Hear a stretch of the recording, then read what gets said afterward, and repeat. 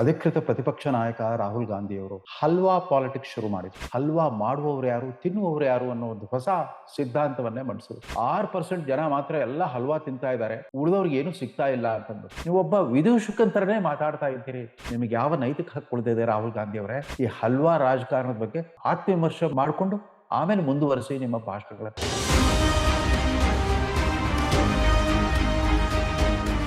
ರಾಹುಲ್ ಗಾಂಧಿಯ ಜಾತಿ ನೀತಿ ನಿನ್ನೆ ಲೋಕಸಭೆಯಲ್ಲಿ 2024-25 ಸಾಲಿನ ಎನ್‌ಡಿಎ ಸರ್ಕಾರದ ಬಜೆಟ್ ಮೇಲಿನ ಚರ್ಚೆಯಲ್ಲಿ ಭಾಷಣ ಮಾಡಿದ ಅಧಿಕೃತ ಪ್ರತಿಪಕ್ಷ ನಾಯಕ ರಾಹುಲ್ ಗಾಂಧಿಯವರು ಇದ್ದಕ್ಕಿದ್ದಂತೆ ಹಲ್ವಾ ಪಾಲಿಟಿಕ್ಸ್ ಶುರು ಮಾಡಿದ್ರು. ಕಳೆದ ಅಧಿವೇಶನದಲ್ಲಿ ಡರಾವ್ ಮತ್ ಅಂತ ಒಂದು ಹೊಸ ಘೋಷಣೆ ಕೊಟ್ಬಿಟ್ಟು ಆಳುವ ಪಕ್ಷದಲ್ಲಿ ನಡುಕ ಹುಟ್ಟಿಸಿದ್ದೇನೆ ಅನ್ನೋ ಭ್ರಮೆಯಲ್ಲಿದ್ದ ರಾಹುಲ್ ಗಾಂಧಿಯವರು ನಿನ್ನೆ ಏಕಾಏಕಿ ಒಂದು ಇತ್ತೀಚಿನ ಸುದ್ದಿ ಚಿತ್ರವನ್ನ ಪ್ರದರ್ಶಿಸಿಬಿಟ್ಟು, ಅದು ಸ್ಪೀಕರ್ ಅವರ ಆದೇಶವನ್ನ ಧಿಕ್ಕರಿಸಿ ಒಂದು ಸುದ್ದಿ ಚಿತ್ರವನ್ನ ಪ್ರದರ್ಶಿಸಿಬಿಟ್ಟು, ಹಲ್ವಾ ತಿನ್ನುವವರು ಯಾರು, ಹಲ್ವಾ ಮಾಡುವವರು ಯಾರು, ತಿನ್ನುವವರು ಯಾರು ಅನ್ನೋ ಒಂದು ಹೊಸ ಸಿದ್ಧಾಂತವನ್ನೇ ಮಂಡಿಸಿದರು. ಈ ರಾಹುಲ್ ಗಾಂಧಿಯ ಹಲ್ವಾ ಸಿದ್ಧಾಂತ ಇಷ್ಟೇ. ಕೇಂದ್ರ ಸರ್ಕಾರದ ಬಜೆಟ್ ತಯಾರಿಕೆಯಲ್ಲಿ ಹಣಕಾಸು ಸಚಿವರು ಮತ್ತು ಅವರ ರಾಜ್ಯ ಸಚಿವರ ಜೊತೆಗೆ ಸುಮಾರು 20 ಜನ ಅಧಿಕಾರಿಗಳು, ಅಂದ್ರೆ ಆರ್ಥಿಕ ಸಚಿವಾಲಯದ ಉನ್ನತಾಧಿಕಾರಿಗಳು ಅದರಲ್ಲಿ ಪಾಲ್ಗೊಂಡು ಬಜೆಟ್‌ನ ಕರಡು ಪ್ರತಿಯನ್ನ ತಯಾರಿಸ್ತಾರೆ. ಅದಕ್ಕೆ ಅಂತಿಮ ಸ್ವರೂಪ ಕೊಟ್ಟು ಇನ್ನೇನು ಅದು ಮುದ್ರಣಕ್ಕೆ ಹೋಗ್ಬೇಕು ಅಂದಾಗ ಒಂದು ಸಾಂಪ್ರದಾಯಿಕವಾಗಿ ಒಂದು ಆಚರಣೆ ನಡೆಯುತ್ತೆ. ಅದೊಂದು ಹಲ್ವಾ ಹಬ್ಬ, ಒಂದು ಹಲ್ವಾ ಆಚರಣೆ.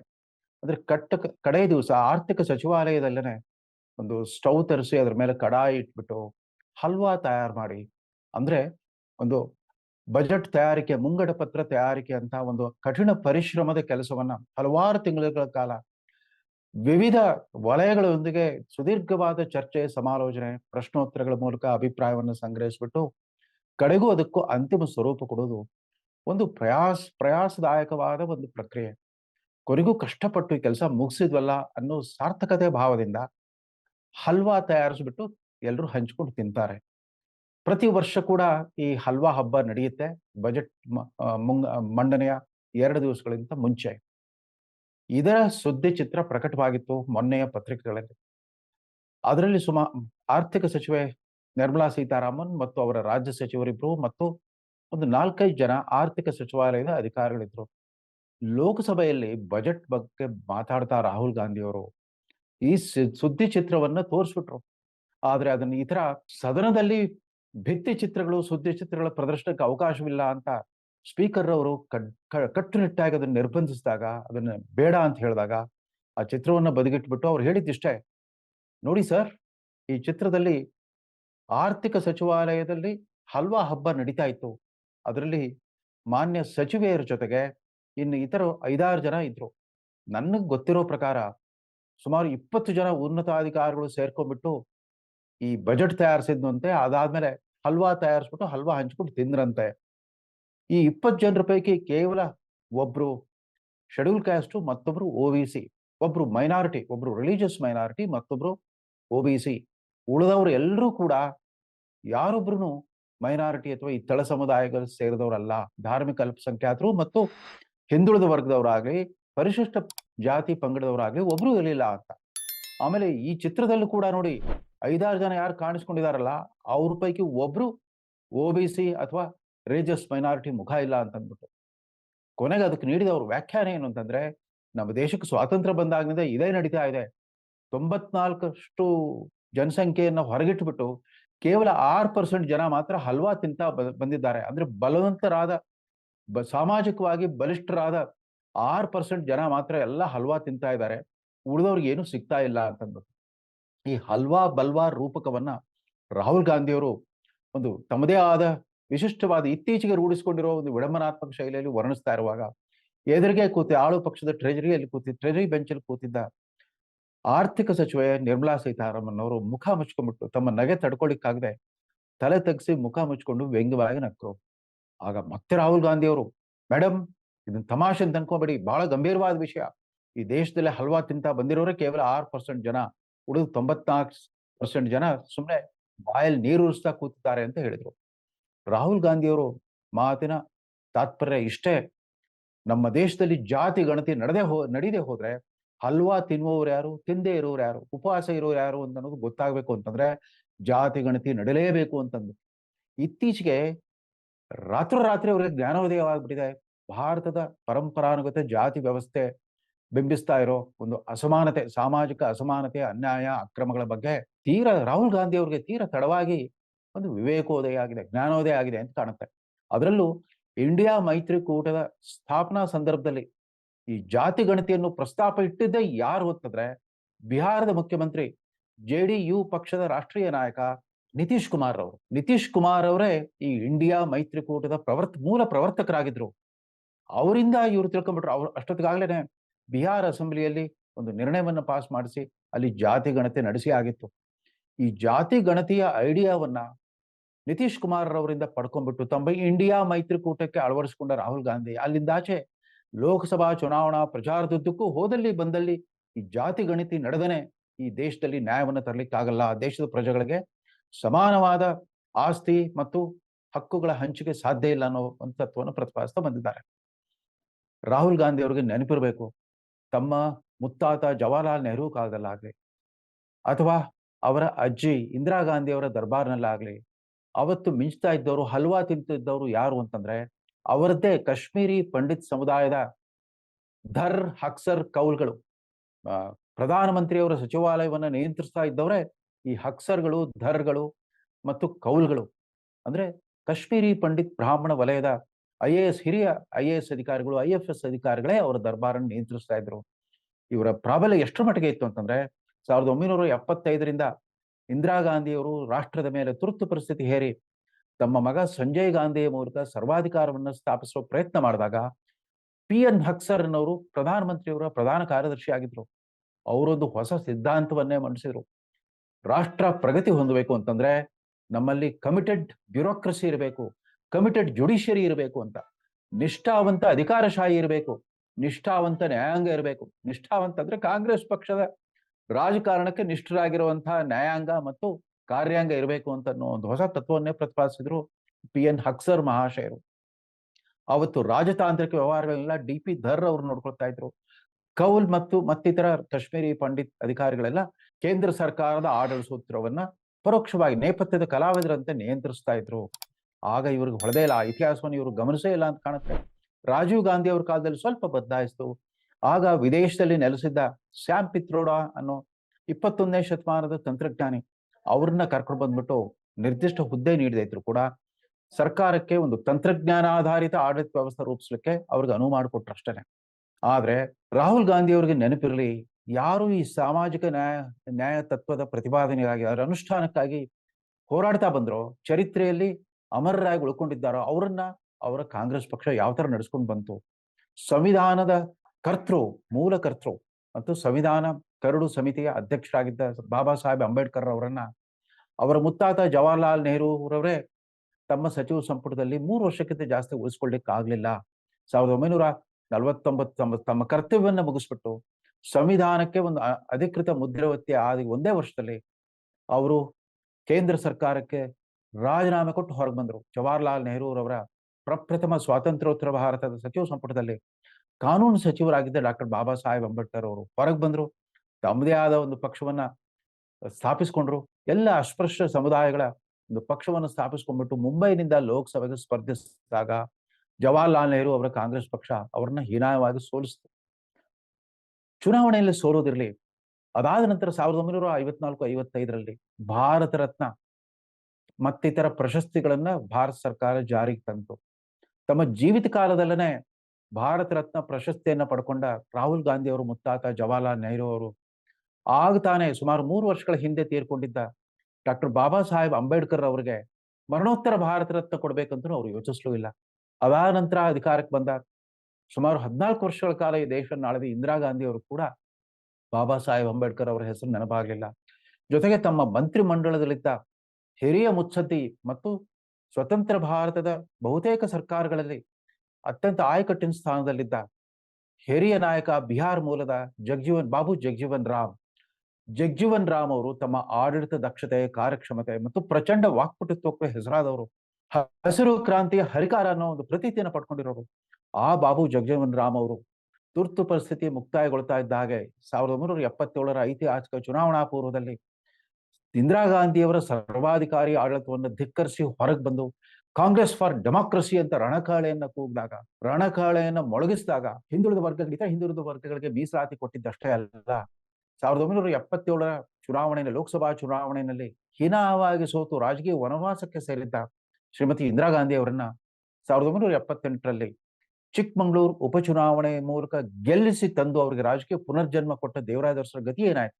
1980ರಲ್ಲಿ ಎಲ್ಲೋ ಒಂದ್ ಕಡೆ ತಮ್ಮ ನಾಯಕತ್ವಕ್ಕೆ ಈತ ಸವಾಲು ಒಡ್ಬೋದು ಅನ್ನೋ ಅನುಮಾನ ಮೂಡಿಸ್ಬಿಟ್ಟು ಯಾರ್ದೋ ಚಾಡಿ ಮಾತಿಗೆ ಬಲಿಯಾಗಿ ಶ್ರೀಮತಿ ಇಂದಿರಾ ಗಾಂಧಿ ಅವರು ದೇವರಾಜ ಅರಸರನ್ನೇ ಉಚ್ಚಾಟಿಸ್ಬಿಟ್ರು ಕಾಂಗ್ರೆಸ್ನಿಂದ. ಅಂದ್ರೆ ಇಡೀ ದೇಶಕ್ಕೆ ಮಾದರಿಯಾದಂತಹ ಸಾಮಾಜಿಕ ನ್ಯಾಯ ತತ್ವವನ್ನು ಆಧರಿಸಿ ಒಂದು ಮೀಸಲಾತಿ ನೀತಿಯನ್ನು ಜಾರಿಗೆ ತಂದಿದ್ದ ದೇವರಾಜ ಅರಸರನ್ನು ಕೂಡ ಕಾಂಗ್ರೆಸ್ನಿಂದ ಉಚ್ಚಾಟಿಸಿದ್ರು.